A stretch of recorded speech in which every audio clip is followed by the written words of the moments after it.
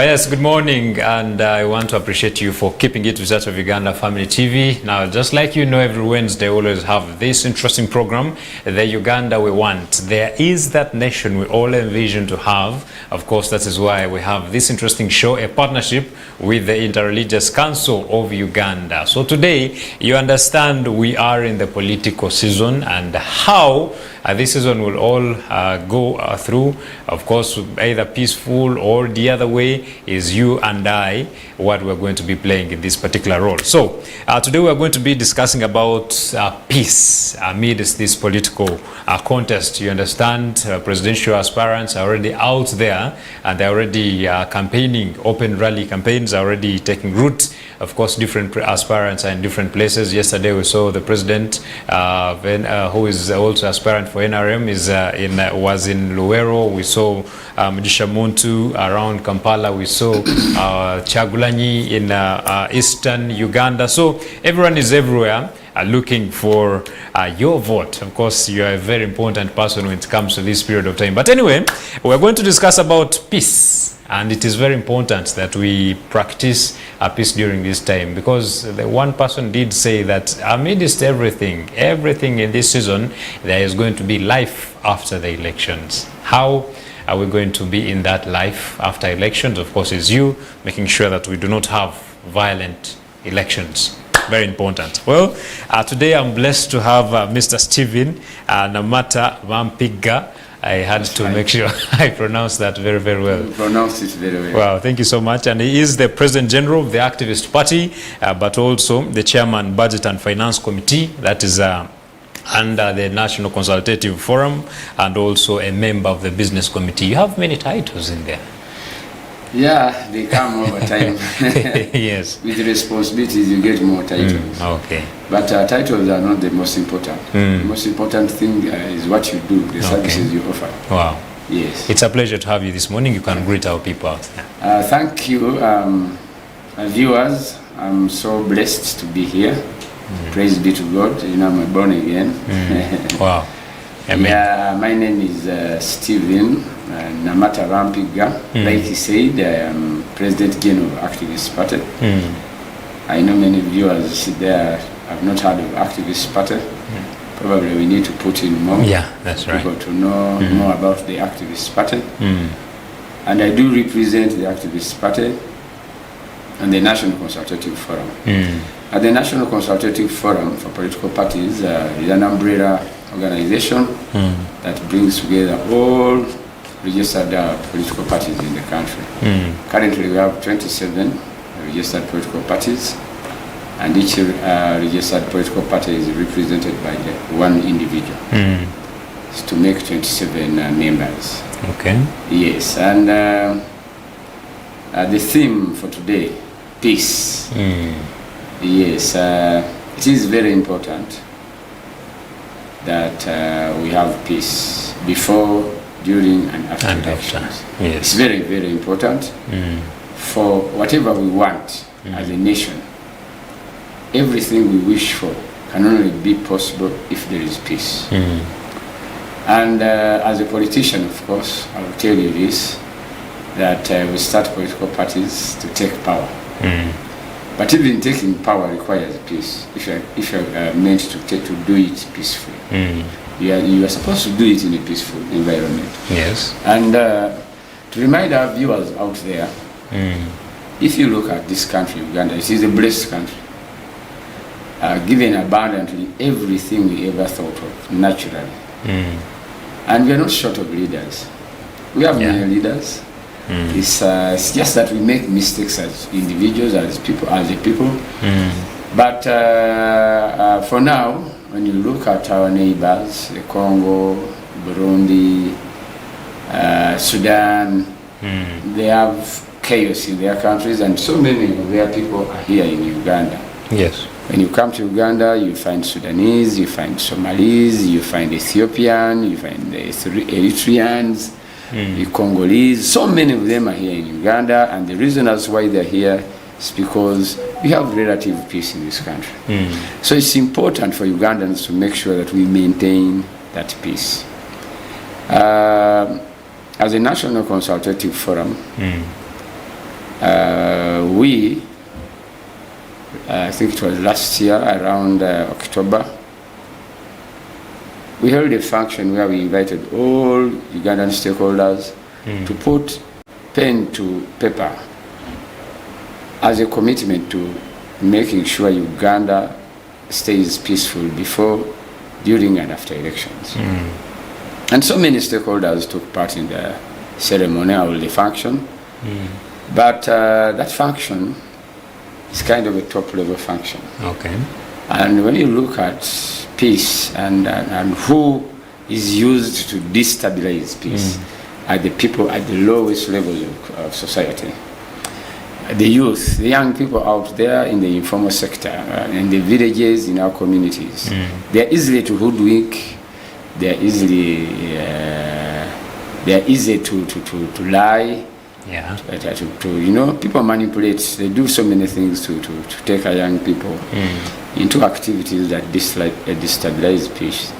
It's unfortunate, but also government and its state agencies also take part in doing so many things that destabilize peace in the country, especially now that unfortunately the NRM government and the state agencies are sort of fused.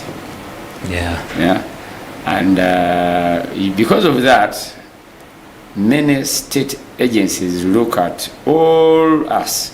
I say us because I'm part of the opposition, people looking for power. They look at us as if we are taking something away from them. Okay. So they do things personal. They take things personal, and in the process, they do so many things that lead to violence. And as a result of that, the country looks at state agencies, especially security agencies, as partisan agencies, as NRM agencies, as agencies doing everything for President Museveni. He may not know, by the way, there are so many things that are done without the sanctioning of the president. But because they feel they are part of it. And when you spend so much time in power, people tend to think this is ours. Imagine if you have 40 years and you were born in the State House. That is the only home you know. That's the only home you know, sure. So you think this is our home, this man wants to take us away from our home. So it becomes a problem.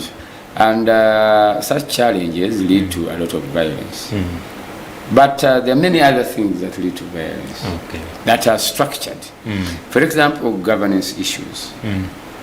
For a long time, as a National Consultative Forum, we have tried to petition Parliament to do what we call electoral reforms.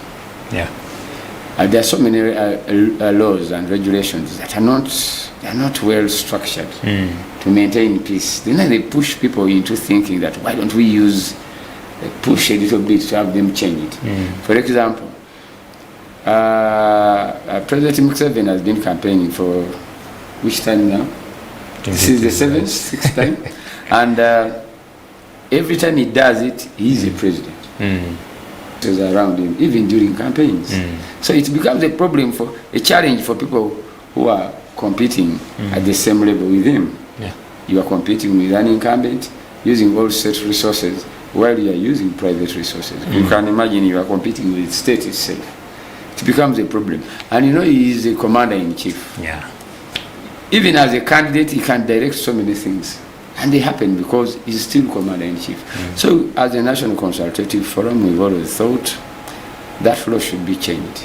So that when someone is an incumbent and is going to contest again, they hand over power to the Chief Justice, for example. So that they are neutral candidates. They are like all the rest. I think to tip the balance, kind of lay a level ground for everyone. And of course there are others. Transmission of election results. Normally, results from polling stations, by the time they arrive at the National Talent Center, there's so much that has happened in between. So much that has happened in between. So we thought, and it was very important, that it is very important that these results are relayed, at least they are announced at the districts. Yeah. If the districts just announce that in Iruwero, for example, the winner for the presidential results is so and so at district level. Yeah. So just at the National Tally Center, just collects from districts. I think that would be fair. That's fair. But really, you can just imagine what happens. Everyone has to bring to. Yes, to the National Tally Center. It is really. So we thought it was important that that one also should be changed. There is also now this very disturbing trend, though. Many people who are against, who are for what is happening, think it is a human right. The issue around independent candidates. You see, Uganda is right now practicing a multi-party dispensation. We have many political parties. I just mentioned that we have 27 registered political parties. And there are so many people trying to register political parties as I speak. So many. Yeah. And Ugandans should know that for our political parties to develop, they need to be nurtured. They need to be protected. Government needs to invest in them. Let people know what political parties are, what they stand for, what they're supposed to be doing. But unfortunately, political parties are not protected. And because of that, Ugandans are still nursing that individual merit, the individual merit system, sort of. Okay. They think they still believe in individuals instead of believing in political parties. System, and as a result, we've got so many independent candidates. Even when politicians go through internal political party primaries, they will not feel contented if they lose. They kind of say, no, I'm entitled, I should be the one, to contest. They end up coming as independents. And now, when they come as independents, they divide party loyalty, they divide the voters, they divide the strength. They make political parties lose. And in the process, the multi-party dispensation dies. When you go to parliament, there are so many independents. They're actually trying to now to look for a leader of independence in parliament, which is not regulated anyway. Wow. So you can see. So we know. We thought it was important that regulation is done to have checks and balances on independence. Well, some of us were like, why don't they get rid of them? Why don't we just get rid of independence if we are practicing a multi-party democracy? So that is one of it. Okay. And we also thought it is important as a reform to have the military out of politics. You see, Ugandan politics is so much militarized. I don't know if it's because the president is a military man. Things follow you. If you're a military man, the military will follow you around. So there is a lot of militarization of our elections and politics. And right now, if you go out there, you'll find candidates being blocked by police. Don't go here, don't go here. And actually, the people putting on police uniforms are not policemen. They are military men. Wow. So it is also a challenge. We thought that regulation should be changed. Isn't that something the EC is supposed to handle? Why has it failed? No, the EC has not failed. The EC is following the law. And the law allows the Electoral Commission to invite the police to assist them. Oh, so it is the police. So what is being done right now? In the police, they're strategically placing soldiers, the army, into the police to do their bidding. So when they come, you see the soldiers have got they get their instructions, their orders from their superiors, not from policemen. No. They won't. So they give them instructions, go and do this and this and this. And they report directly to the army. And when you confront them, and you ask them, why are you doing this? You've heard of orders from above. They'll tell you orders from above. When you go to police inspector general, he'll tell you, no, I didn't say that. I didn't sanction that. Now the question that comes into your mind, who sanctioned it? You see, but it is a known fact. It's not a secret. It is the army interfering in elections. Okay. So we thought it was very, very important that such reforms are also put in place. But unfortunately, they have not been entertained. So this time we still have to see that again. Yeah, we can't do it now. It's already late. That the reforms cannot take effect. There is also another issue, a very serious one. The lifting of term limits and age limits. Oh. You see, the reason as to why those checks and balances are put in place is to check on the excesses of individuals. There is a time when we make mistakes. And some mistakes are recurrent. you continue doing them, and with power, people get drunk with power. There are so many good things in power that if you are not checked, you'll get obsessed. And from obsession, you're going to do so many things that will not be in the interest of the nation. So the lifting of term limits and age limits is one huge problem Ugandans must revert. They must return to the original setting of the Constitution of the Republic of Uganda. That was done originally. So we needed to also look at that as a reform, to have age limit and term limits instituted back into the Constitution. Is that possible? Everything is possible. Everything is possible. There is nothing. Where there is a will, there is always a way. Yeah. Okay. So it is possible. And again, now, you see, they are what we call conflict drivers. Those simple, they look simple, but very dangerous spots that spark off conflicts. Okay. That can lead to serious violence in the country. Now there is this trend of succession in Uganda. Now people, there's so much talk of Fande Moho's, the CDF, taking over from his father. Uganda is not a monarchy. Yeah, it's not. It is not. It is a republic where Ugandans go and vote in their leaders. So the CDF, as a president's son, of course, he has a right to vie for presidency. Yes, he's a Ugandan, he has a right. But he must go through the channels, the right channels. Everyone is supposed to go through to become president of the Republic of Uganda. But according to the way things are moving, there is an indication that someone out there is planning a succession. Now, there is nothing like succession in Ugandan politics. It is not there. So that is one conflict driver. That is something, you just imagine what is going on in the heads of politicians. Those people who really want to become presidents of this country and are trying to do it legally. Yeah?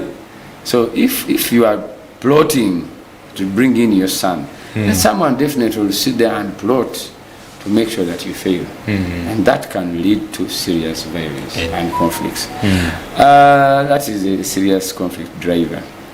And of course there are others. Vote bribery. Monetization of politics. Tona has hit its peak. You know, and now for me, I'm old, not elderly, but I'm old. And when I look at our population, which is almost 60% young people living in a country where they have no jobs, where creating wealth is very, very difficult. These people are entitled to getting into positions of leadership. And you are telling them to pay lots of money for nomination fees. No? You are telling them to go out there and look for signatures, which means money. And over time, the president of Uganda has calculated a culture of giving people money. You see those handouts he makes. Some people think they are good, but it is a bad culture that is grooming of leaders giving people money. Now, money for what? That should be the question. Why are you giving people money? People are supposed to get money through labor, through working hard. That should be the normal what? The normal way, because the president is not going to give money to everyone. Now, so he has created a culture of imbalance in terms of getting money. So like every leader now comes your way has to give an Now, when you go out there during campaigns, people will ask for money. I'll tell you an example from myself. I contested for Member of Parliament in 2016 here in Makindi West. And I went to a certain place where I found teachers. It was, I think, teachers' quarters. I went and I began talking about my manifesto, how I was going to do this and that for them. They listened like teachers do. And after I gave them that my good speech, they said, "Wow, you really speak nicely." That is very beautiful. All your ideas are beautiful. But you have to give us something. We cannot give you votes for free. Wow. No? Then I said, but I don't have money. And in any case, that would be bribing you. They said, no, it's not a bribe. It's a token of thanks. And I told them, sorry, unfortunately, I don't have money. They said, okay, you give us 2,000 shillings. Because for them, they thought it was very little. They were around 8. I told them, no, I don't have. They said, okay, 1,000. I said, no, I don't have. Okay, give us 500 shillings. Jesus Christ. These were teachers. And I was like, what? Now, these are teachers who teach our children. Grooming the future. Of the nation. The future of the nation is in their hands, and they're here asking for 500 shillings. Actually, I didn't give them that money because I didn't have it. And they told me, well, we are very sorry, we are not going to vote for you. Wow. To my face. Now, this is a culture that has been thrown to Ugandans, and they've picked it up. Wherever you go out there, they will ask for money. And this is coming from the top. Everywhere President Museveni has been going, he has been giving out money. The Prime Minister gives out money. The Speaker of Parliament gives. They're throwing money as if money is not supposed to be worked for. The impression they are creating is that people can get free money. And in the process, the people working in public service and all government institutions are just stealing everything they see. How do you compete with someone who has been given free money, 500 million shillings, free? You cannot. So what you do also is to pick the money you can see, you see everywhere, and you take it. And people taking loans, selling their property to earn positions. So what is happening now is that the leaders, the people who want to vie for positions of leadership, actually are not going there to serve. They are creating opportunities for themselves to get free money because they think there is free money in government because of the actions of the leaders that are giving out that money. They have created an impression that this is free money in government. This is not there. What they are doing is actually embezzling funds. But when did all this start? When exactly? When President Museveni came in power. Wow. That's when we saw so much money coming. I think in the whole world is the only president that gives out money the way he does. I've not heard of any other president doing that. So this is a Museveni thing. For me, I grew up, I was born in the late President Idi Amin's regime. I don't know so much about it, I was young, but Obote too did not give out money the way President Museveni has been doing it. And so this is a Museveni thing, and I think it is not good. It is not really, really good at all. There is also another trend of using inflammatory language and rhetoric. And this is not done by the sitting government only. It is also done by the opposition. I've heard the NUP president calling President Museveni Bosco. Bosco. If I get this Bosco will do this, And we've also heard President Museveni calling opposition leaders swine. And so, imagine that kind of talk. Some people really fume, and they take it to heart, and this can lead to violence. Because you may call someone a name, and that person has got a following, and during that his communication, he can charge his following to commit so many violent acts. So there are so many conflict and violence drivers that could potentially lead this country into serious problems. Wow, very interesting indeed. So I believe we are going to first take a very short break. Of course, we are still continuing with this discussion. Please stay on. There's quite a lot to learn until midday. Please stay on. We are taking a very short break. This is Church of Uganda Family TV. Enriching lives. Regulated by the Uganda Communications Commission.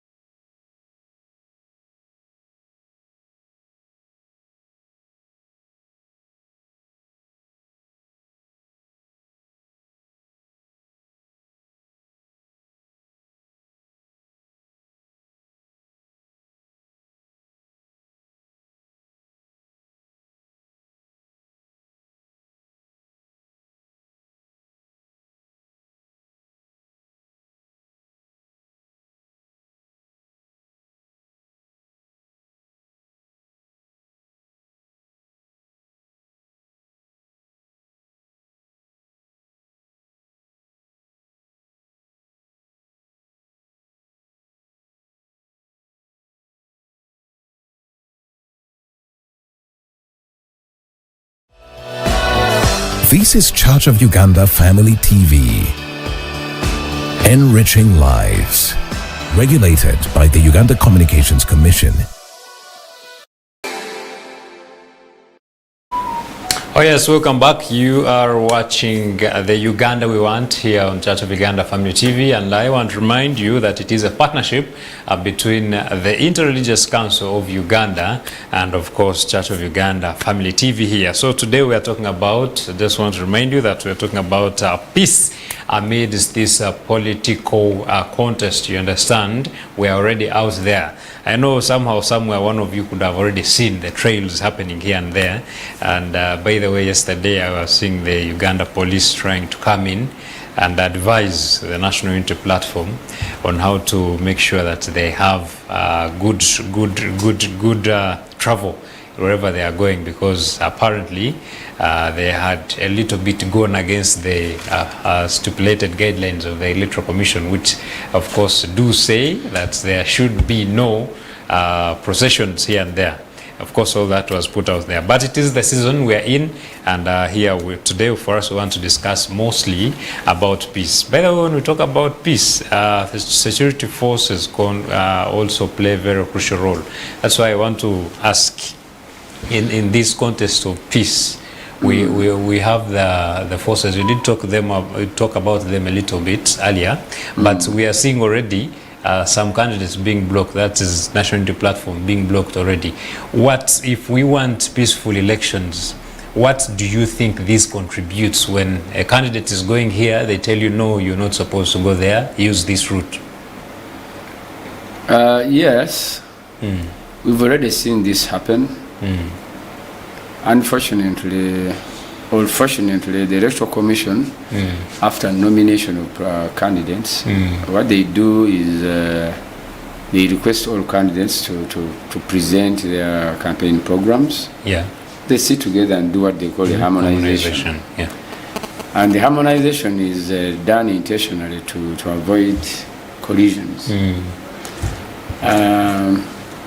And during that harmonization of programs, security agencies are present, and of course they give in their part for purposes of security. And the traffic control, of course, comes into effect there. Now, for Honorable Kyagulanyi, he's a very popular candidate, and his entourage, he has got a very large following. He moves with so many people. And imagine our narrow roads. Yeah. And there are areas where the kind of traffic it takes to that place is only seen during elections. So they cause a lot of chaos during the movement. Okay. And this calls in traffic authorities to try to regulate. They will try to regulate, and of course we've heard of so many accidents happening. Yeah. Because of the way they move, and even when they are moving, they're not very ruley. They've got so many young people, excited border riders. You've seen them doing all kind of stunts. Yeah. And the excitement they generate, of course, leads to a lot of issues that are subject to regulation. And sometimes the traffic police comes in legally to try and regulate the way they move. But most often it is interpreted as if they are interfering. Okay. That is one. But on the other hand, security forces are also using it as an excuse to divert the way presidential candidates are supposed to move. Because they're also doing to people without very large following, like Mabirizi. Mabirizi today has been complaining, I think he's in Bunyoro. When he went to Hoima, they told him, no, the bomber grounds are out of reach. Yet, in his plan of campaign, it is the venue he requested for. When he reaches there, police tells him, no, you cannot use it. But he doesn't have a large following. So in some incidences, security agencies use it as an excuse to block opposition candidates, and that only happens to opposition candidates. It will not happen to President Museveni. His campaign is smooth. It's smooth. All security forces are following him. The ones who are not following him are actively destabilizing the other side. So it is a two-way thing. Our candidates, the opposition candidates, are supposed to be responsible enough to know that wherever they go, they should make sure they do not cause havoc to the areas they go to. But it is also very unfortunate in the incidences of Honorable Kyagulanyi, because for him there is a lot of security impact on his activities. Too much. Too much. And they're definitely almost failing him to do his campaigns. If he's going to venue A, they will make sure he goes around the entire, the entire district or constituency just to arrive at that place. And yesterday, I think he was somewhere. He was, I think, he's in Busoga region. But he arrived at his venue, I think, 30 minutes to the end of campaign time. All the entire time he was being moved around. You go here, don't pass here. So in the process, they're completely disorganizing your campaign program. It is not good, and I think I have to salute his team for not getting frustrated and because in the process people can get frustrated and they I think this time they are more calm compared to 2021 where we need to confront them hands-on. 2021 was a different time. I think that time was what we call in politics a wave time. Today, this time it's not a wave time. This is a political pattern of strength. The other time it was a charged situation. Society was charged, and there was what we call a wave. And a wave is when people blindly follow, blind following, which is not this time. And that time, even security was too much charged. So much. And the response we all remember was catastrophic. Very, very. Fortunately, this time things are a little bit calm, and hopefully they move like this, because at the end of the day, we want a very peaceful Uganda with very minimal casualties. Remember last time, so many people died. Yeah, very many. Off and on the campaign trail, even off the campaign trail. A mere mention of supporting Kyagulanyi was a problem. So hopefully this time it is different. The security people, unfortunately, most of them are protecting a regime, the sitting regime. And they're doing everything in their power to see that this legal electoral period does not produce what Ugandans really want. They want the results to be determined by them and their actions. But what do you think is the role of these forces, security forces in the elections? Someone did mention that it is a matter of intimidation. Someone said it is security. What exactly is their role, actual role? The Constitution gives the Electoral Commission powers to invite their police where they think the police should come and help them. And the police people, and rightfully so, say that their numbers are small. They cannot deploy all over the country to provide adequate security. So what they also do is to invite other sister agencies. Okay. Now, the state and those people, because it is not all of them, there is a section of people who use this as a loophole now to deploy people with particular instructions through security agencies to come in under the pretext of helping the police to provide peace during elections or security during campaigns. And these people have got instructions from other sources, not from police. And they do whatever you see. They do intimidation, they make arrests, they beat supporters, and so many things. Some even reach an extent of killing. But some of these are not really done by security agencies as agencies. Some are done by individuals. Individuals that take things personal. You see, we are human beings.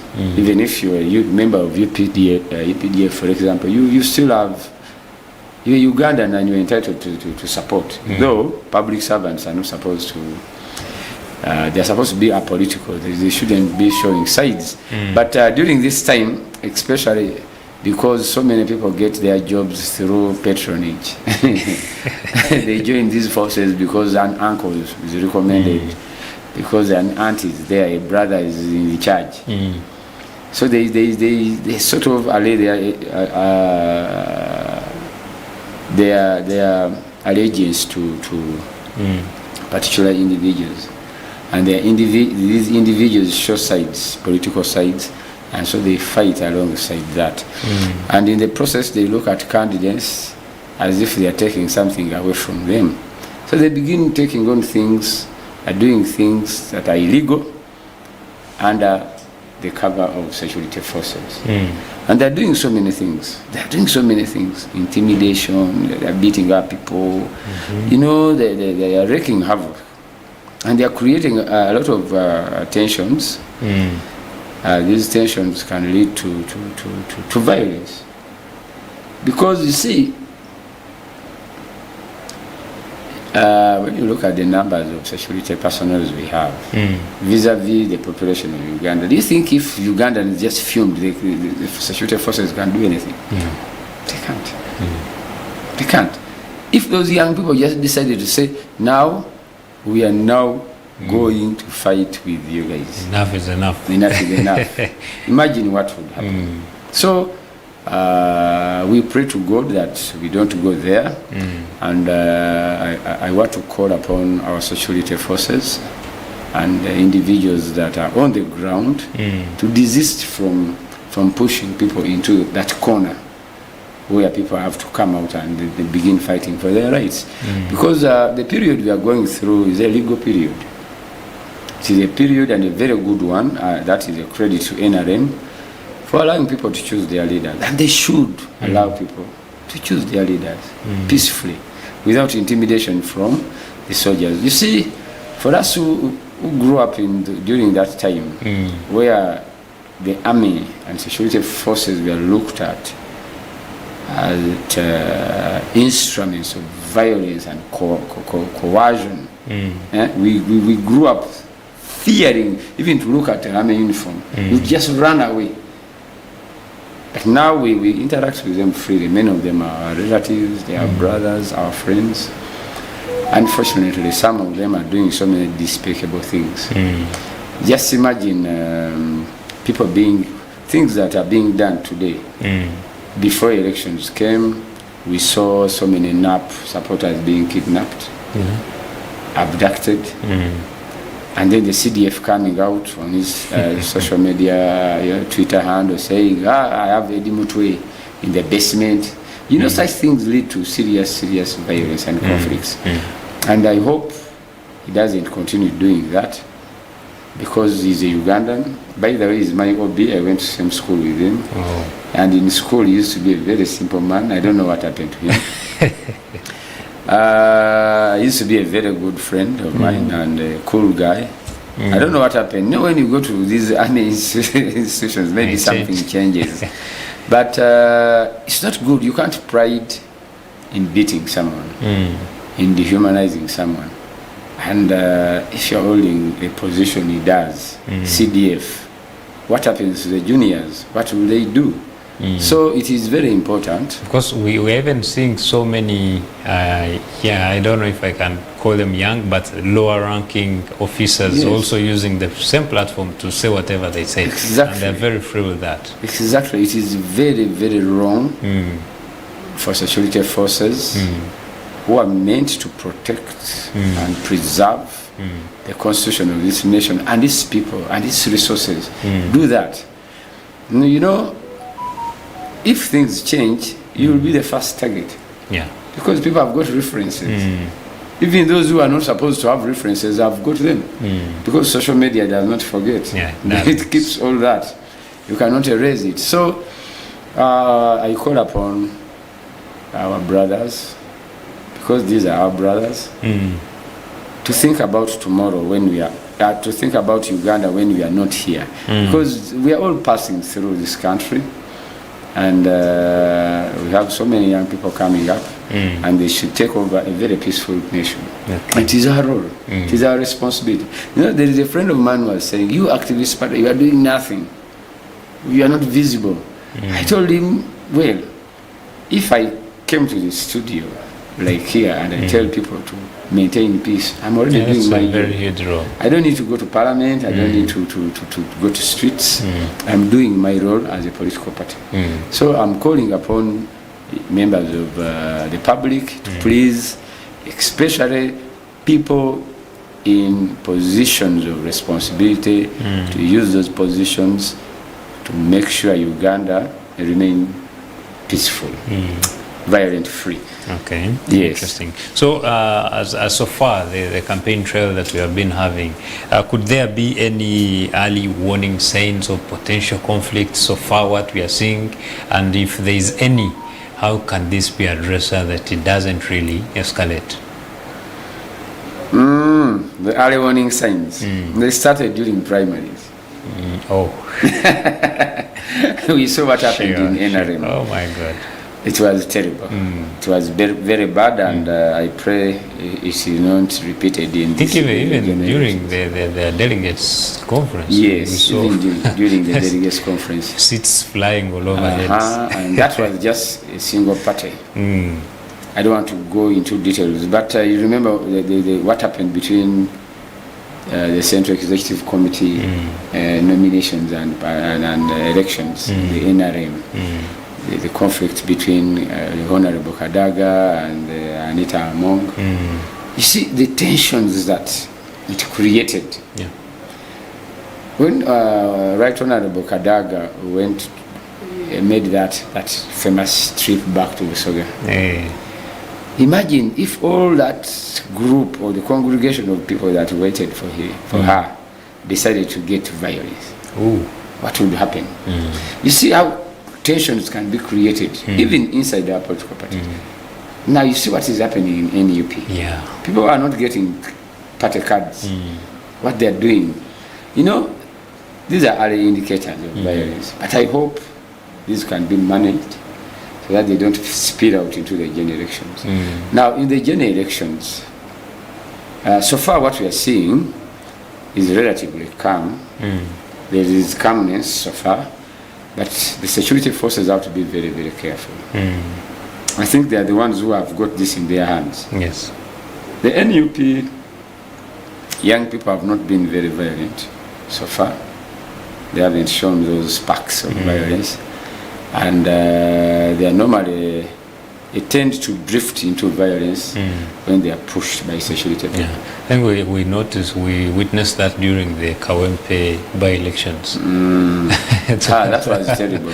It was terrible. You know, the Kawempe by-election, again, it was state agencies. Yeah, You exactly. see, it is state agencies who begin tickling people, the population, into going into extremes. How do you deploy people with masks? In just an Purportedly to provide security. What are you hiding from? You know, you see, it is the state agencies as the main perpetrators of violence, and normally the population reacts to what they do. Yeah. So I pray this time that they restrain themselves. If they can, then I'm sure we shall have a peaceful election. If they can restrain themselves.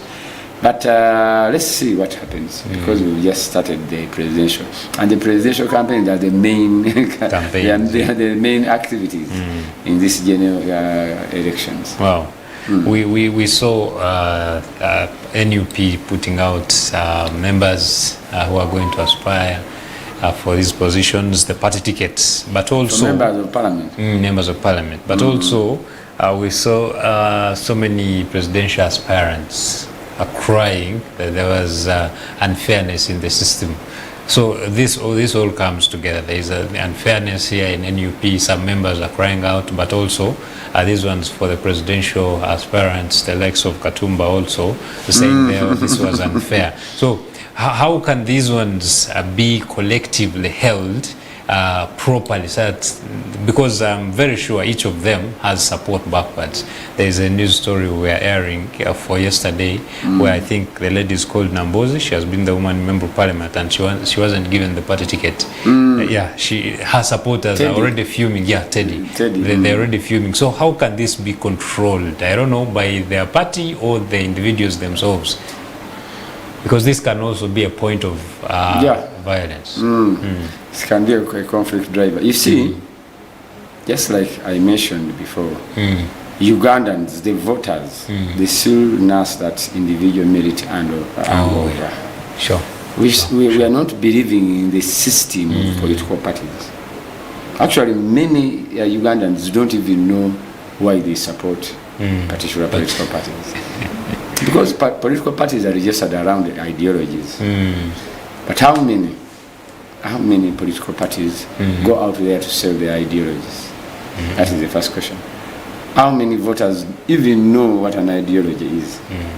Now, the voters support parties because they like particular individuals. Yes. And these individuals also build themselves to get popularity, to get attention from voters, not attention for their party. For the party, yeah. This, of course, creates that challenge, the one I mentioned about independence. And first of all, as politicians and political parties, we need to do a lot to build our parties and sell our ideologies to the population.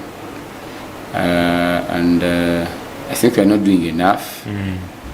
Ugandans must know why they support particular parties and what comes out of supporting a certain particular ideology.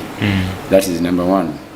And about presidential candidates who are not able to be nominated, our party, the Activist Party, was one of the parties that picked nomination forms for president, and we came short of picking the necessary signatures from the districts because of the time.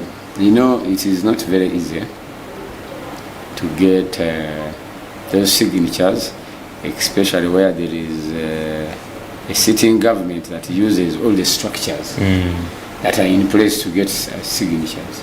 First of all, they get almost all the signatures because wherever you go, you'll find this was there, whichever, and LC1 chairpersons from the ruling government in most of the areas. especially away from Uganda. And these people are under instructions not to give signatures to particular groups. Yeah. And that means you need to do a lot of movement, which requires a lot of time and money for you to get genuine signatures. What candidates were doing, what aspirants were doing, was to get a voters register and actually copy. They would copy names and names of voters, and they took and presented to the Electoral Commission. Of course, the Electoral Commission rejected it, and that's how you find so many people were kicked out. Okay. And I think that is dishonesty from our candidates and leaders. We should not be. You accept that I can't manage. I have failed, honestly. But they are not very honest. And you've seen so many of them making a lot of unnecessary noise. You see, as leaders, you accept. You can't manage everything as a leader. There are things you can't manage. You're not God. Yeah. It is only God who can manage everything. So where you fail, you accept. I have failed. Let me prepare myself next time. But you see, people are not willing to accept defeat and failure. That's why you find them ranting around, making a lot of unnecessary noise, which is not good. Also, Ugandans are supposed to understand that everything we get, we are supposed to get it through the law and fairly. I've heard of women groups complaining that for the first time there is no woman doing this. The presidential aspirants, there is no woman, and it is unfair. No one is going to talk about women issues and so on. And I think that is not proper. That's not okay. It is not proper. The ladies out there. No, they did. There are some ladies who picked nomination forms. But the ladies out there should know that if you go into open competition, you're supposed to follow the rules and regulations of the game. There's nothing like... There's no shortcut because you're a woman. The people will be looking at you with nice eyes and bending the regulations for you because you're a woman. No.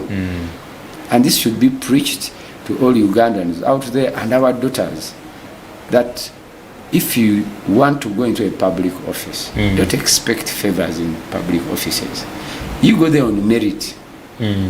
If you want to contest amongst men, measure up to what the men are doing. Yeah. If you don't measure up, don't go there. Because they create an impression that they are not helped. And when you do that, who are you requesting for help? You are asking a man to help you. And now this man, you are compromising that man. When the man does that to you, he feels entitled to the same. Exactly. And you are tilting the entire ground. You know? So the ladies out there should know that if you cannot get things right, you go back and prepare. Go back. We have so many strong ladies in this country. There's so many, and I think they can pass the test. If you are not ready, don't go there. You see? So I've also had that, which is not very right and should be put right. People should prepare for these positions. If you want to be a president of Uganda, prepare yourself. You have all the time. Another 5 years is going to come, prepare. If you want to be president, prepare. You can't go there crying, they have done this to me, how? Why should they do that to you? It's because you are not ready. You see? And we need to be truthful to ourselves. If you are not ready, you are not. Wow. And things are supposed to be taken by the parties that are ready. Whenever you are not ready, you are pushed into doing wrong things to cover up your weaknesses. Wow. Yes. That's a very strong one. And of course it calls for you to prepare yourself. If you want to face the battle, go into the battle. There's nothing like favoritism on the battlefield. It shouldn't be there. Wow, that's great. We are going to take another short break and then we shall be able to come back for the final bit. This is where you also get to bring in your comments, so you can call in and then we shall be able to receive those messages and calls that you can share with us here. But I want to appreciate you for being with us. Let's take a short break.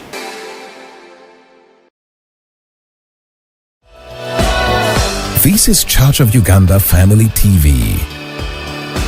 Enriching lives. Regulated by the Uganda Communications Commission.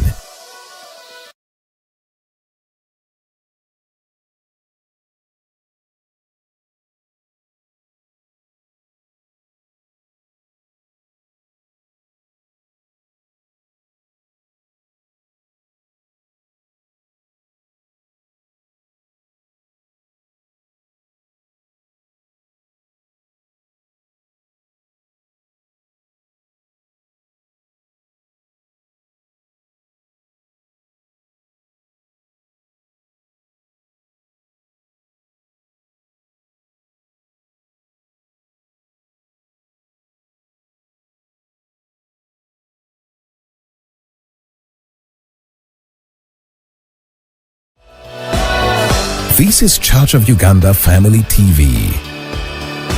Enriching lives. Regulated by the Uganda Communications Commission.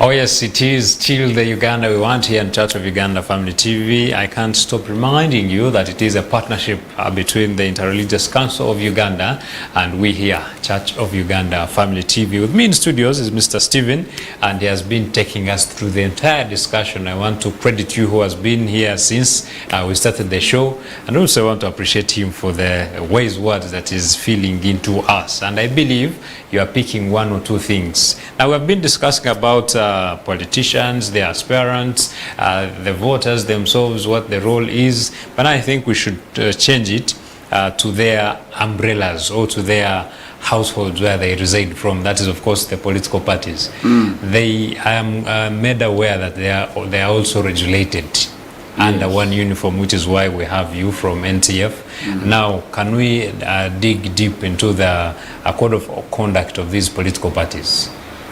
Yes, political parties have got a whole act, the Political Parties and Organizations Act, and CAP 178.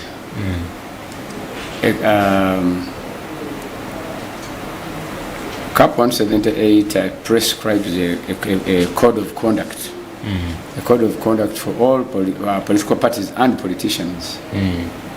And a code of conduct is a way of behavior expected from our leaders. Okay. And we have a whole code in place, and the National Consultative Forum enforces this code of conduct for political parties and organizations. And this code is supposed to be followed strictly by all politicians before, during, and after elections. And it is very important that this time around, Ugandans, and this code is, of course, everything that is being done is for Ugandans. Politicians are Ugandans, political parties are Ugandan institutions. And the code was put in place to make sure that we regulate our politicians. Politicians behave well. You see, like we mentioned before, if you're a politician who calls people names, you are not behaving properly.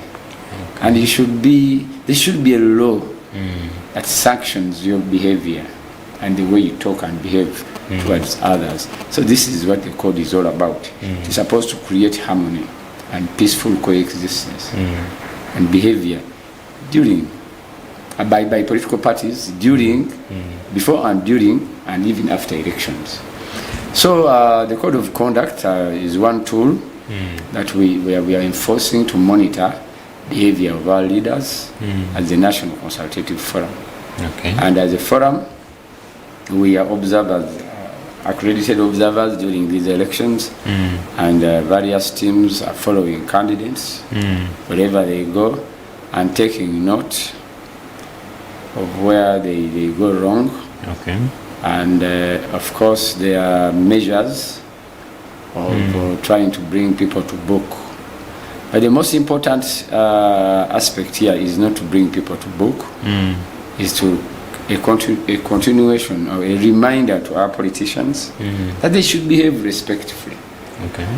And because politicians are role models, there are so many young people looking up to them. They are supposed to leave positive trails, not negative ones. And as young people, we grow up hearing of leaders during Amin's time. There was a leader called, I think it was called Nasuru. Was it Nasuru? Who they say made people eat slippers. Have you heard of that? Not quite. In Kampala here. There's, I'm not very sure of that regulation, unfortunately, because it's not on records. But there's that rumor. And it's not good for people to gossip, whether wrongly or right, about you negatively. At least the gossip should be positive. Okay. There's a gossip about President Museveni turning into a cat during those bullshit and managing to manipulate security, you know. And I think that was positive for him. It worked for him. So the gossip around a politician, a leader, shouldn't be negative, really. So this code of conduct kind of brings political leaders into the right path. Okay. And I call upon all political leaders, wherever you are, to follow the code of conduct, to behave properly towards each other, towards your supporters, towards your political institutions. And we are seeing so many breaches of the code already, because if you've not been selected internally to hold your party ticket, then why are you going for independent? You're already becoming unruly. And I don't know how you are going to go back again after all this has gone down to your political party and telling them, now you see, I'm sorry, I'm now back as a good person, you know. So this is the role of this code of conduct. And on behalf of the National Consultative Forum and all political leaders in this country, I want to call upon all political leaders at all levels to behave in a manner that is respectful towards political leaders, towards the voters, towards all resources of this country. You know, it's not about people only. It's even about the resources, the properties of different people, even your own property. Some people get annoyed and then they break their own tables. In the process, they of course, they injure so many things, including the people who use those tables, because you don't use that table alone. You know? So I call upon all of them to respect the regulations and laws and themselves and others, to make sure that we have a peaceful country. You see, peace can be taken by small things. People think only guns and security people and politicians take the peace away. No. Peace can be taken by even the smallest thing from our families, our communities. It can be taken. And over the radio today, over the news I heard on CBS, I think, there was a person who lost his life because they were trying to rescue property that had been taken by thieves. Actually, they ran after the thieves dropped the property, and in the process of bringing back the properties, someone found them and mistook them to be the thieves. And they cut the father of the owners of the property, and in the process, the man died. So you see how peace can be taken by individuals who are not even politicians. So I call upon all Ugandans, please, especially during this time, please maintain the peace. We need this country to be very, very peaceful. I want to tell this to Ugandans. I met a gentleman, an American, a white American. He came here to Uganda for official duties, and we had a chat. He told me something very interesting, something I had not thought about. He said that during the partitioning of Africa, Uganda was a special case. They intentionally brought different communities that make Uganda today, that they knew would not be able to live together. Yes. Because of their history, they knew they would not be able to live together. And if you've been following Uganda, you know, Buganda once thought they should go away from Uganda. And it's not only Buganda and other areas. They had those egos. So these communities had those egos, and the whites saw it. So they intentionally brought these communities together, knowing that at a certain point we would be running back to them for help. And he was telling me that they are surprised at what President Museveni has done, making sure these communities are no longer fighting with each other, and they are living together without internal conflict from these communities against each other. I had not, as a politician, I had not looked at it that way. So he told me that they were surprised at the way it was being done. And when I opened my eyes, I looked at it and I'm like, okay, the Baganda are not fighting the Basoga. The people from Mbale are not fighting Karamajong. Even the Karamajongs are no longer fighting each other like they used to be. When you go to Bunyoro, people are not fighting people from Yumbi and West Nile. Those internal conflicts are no more. They have ceased to exist. It is very, very important for the development of the country. Sure. And Ugandans out there must make sure we don't go back there again. If we need a good Uganda, if we need to develop this Uganda, we must make sure we don't go back. And this credit I give to President Museveni. At least this gentleman told me that. And he was actually telling me that as a leader, I should make sure that Ugandans know this, and we should protect it jealously. Okay. Yes. Oh, it's a very strong one. Give credit where due. Yes. Indeed. Now, as we head into this season of time, you earlier mentioned about the young people being manipulated here and there, and they are the biggest population. What is your message? What message do you carry for them during this special period of time? The young people. The youth. Sometimes I feel pity for the youth. You see, our population is a huge one, developing very, very fast. And it is becoming an exotic population without national ethics. Previously, we had communities. Yeah? We grew up in communities that had community ethics. We were groomed through those ethics. Don't do this, don't do this, you do this, you do this. It is no longer there. Those barriers have been broken. Now we take our kids to schools, boarding schools, that have got children from different communities with different behaviors, with different perspectives of understanding things. And now we have an hybrid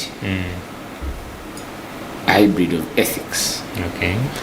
And government, unfortunately, is not regulating how government is not regulating how our young people are supposed to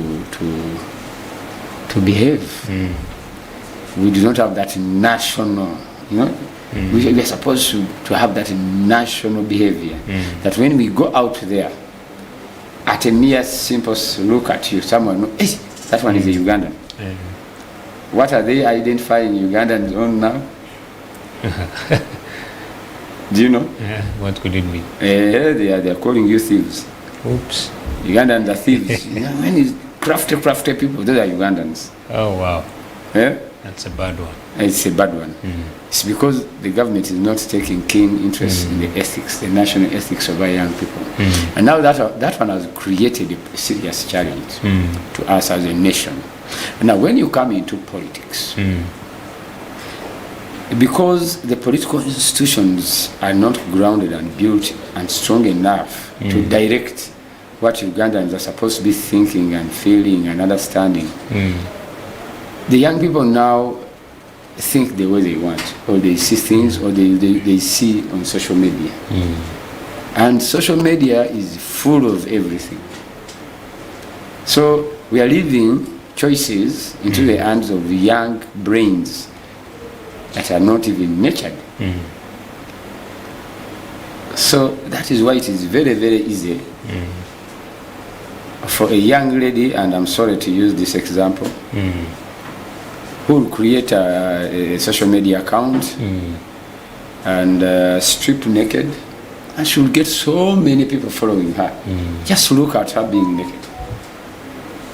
For us, when we were growing up, we even feared to look at a naked person.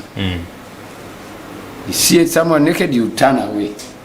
Now they don't turn away, they look at you and even take your videos.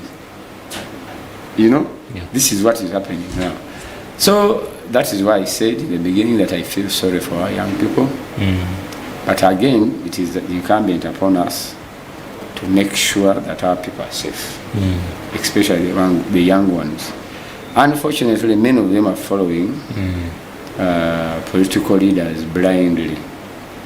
And those that have got money, you have seen them using money to seduce them onto their sides. You've seen them putting money into their circles, buying bodas for them, pretending to do this and that. But that is not what we really want for young people.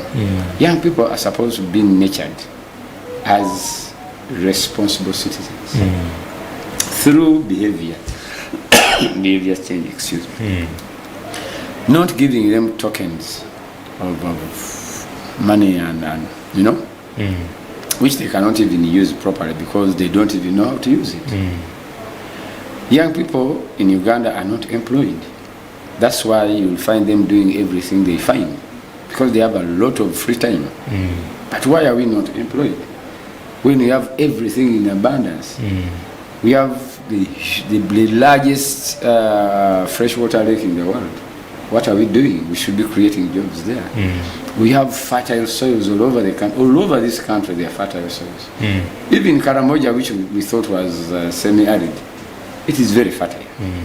So why are we not creating government plantations? We should be having silos full of food reserves and should be selling to the world. We should be a food basket for Africa and the world. We don't even have food. Remember during COVID, the president was requesting people to help the nation with food. We don't have food. The nation claims to sell a lot of coffee now. How many government plantations do we have for coffee? Do we have them? Why are our young people seated on the streets doing nothing? Government should be having programs to employ these young people. The industries President Museveni is putting in place are good. But there are so many young people who cannot be absorbed in these industries. Where are they going to go? Unfortunately, they are going to Dubai to work as maids, security people, taxi drivers. Why? I think that is humiliation. It is humiliating to our young people. So the young people are desperate. They cannot marry, because marriage is a responsibility. You are supposed to take care of your family. You don't have a job. How are you going to take care of your family? No. You can't marry. You can't buy a small piece of land to build a house for yourself. You can't feed yourself. You go into that state of desperation that anyone will pull you to do anything. This is what we are seeing here.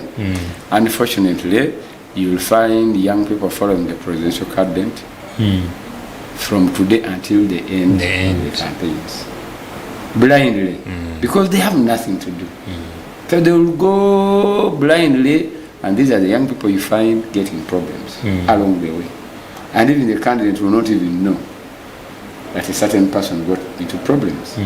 So the issue of young people in Uganda is a serious challenge. And I don't know, I've not studied properly the manifestos of all our candidates. Who is really looking at solving these issues for young people. Because I think this is what young people should be looking at. In all these manifestos, who is seriously to address our issues. Addressing our issues. You see? But I want to call upon the young people listening in to take caution. Despite all the challenges you are going through, first of all, you need to stay alive. Important one. Yes, you need to stay alive. Don't go into prisons. Prisons are hell on earth. Don't go there. Just stay alive and safe. and wait for the right leaders to come along. They will provide what you want, but they will give it to you when you are alive. You won't get it when you are dead. You know? And also don't be tempted to create chaos and violence because you think by doing that you are going to get what you want. I've seen in different countries where revolutions, so-called revolutions, are being started or sparked by young people, like here in Kenya. You see how many things they destroyed. You destroy roads, building, infrastructure that costs a lot of money simply because you disagree with someone. You see, that is unfortunate, and it should never be the way young people should take in order to solve issues. Dialogue. Young people should think of sitting down and using the existing infrastructure to dialogue about their issues. And I'm sure along the way you'll get answers and positive ones. Okay. Maybe as we wind up, there is too much misuse of social media during this period of time. And it is also driven by the young people. They just post anything, they are editing things, there is too much artificial intelligence. What should be done? The world is now experiencing a shift. The way things have been done previously is shifting.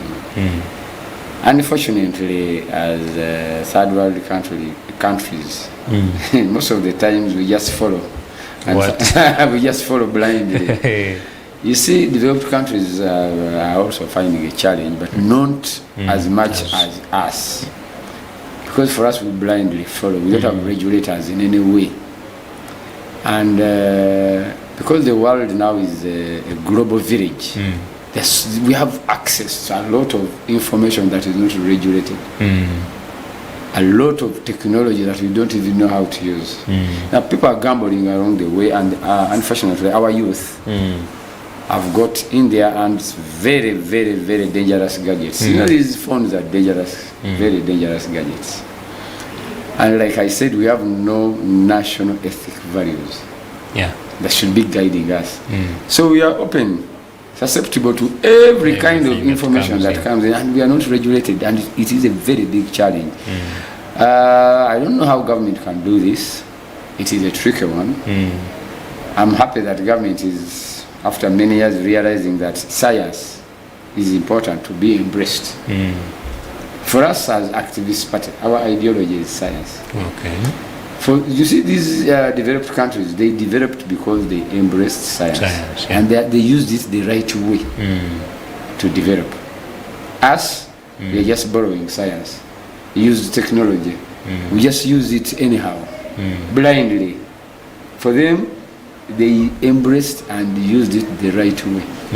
That's why they are developed. So for us to develop, we must embrace science. Now, regulating the social media here in Uganda is difficult.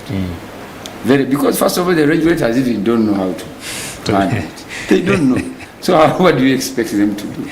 They don't know how to handle technology. They don't know how artificial intelligence works. How do you expect them to do? So we are in problems. We are in serious problems, but I call upon young people to know that they can affect an entire nation by misusing social media. Wow.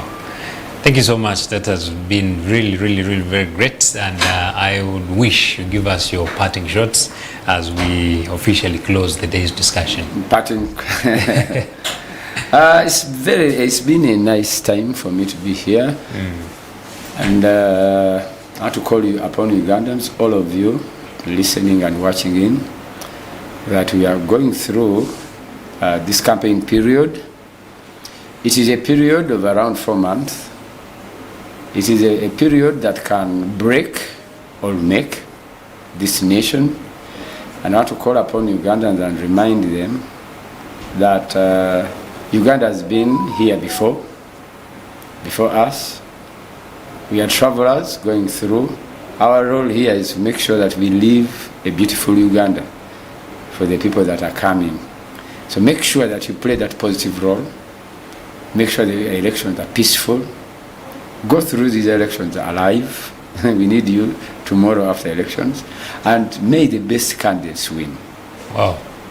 That's a very strong one. May the best candidate win. Of course, I also want to appreciate you for joining us this evening, this morning, this afternoon, wherever you could be watching from. I want to appreciate you so much. I also want to appreciate you for joining us here today. And I hope that someone out there has managed to pick one or two things from what we've shared here. It is very important that there is life after the election. So please stay safe and also practice goodness during this entire period of time. I want to appreciate you. My name is Luke Majumba. Have a lovely day. Please stay on. More programs are coming up.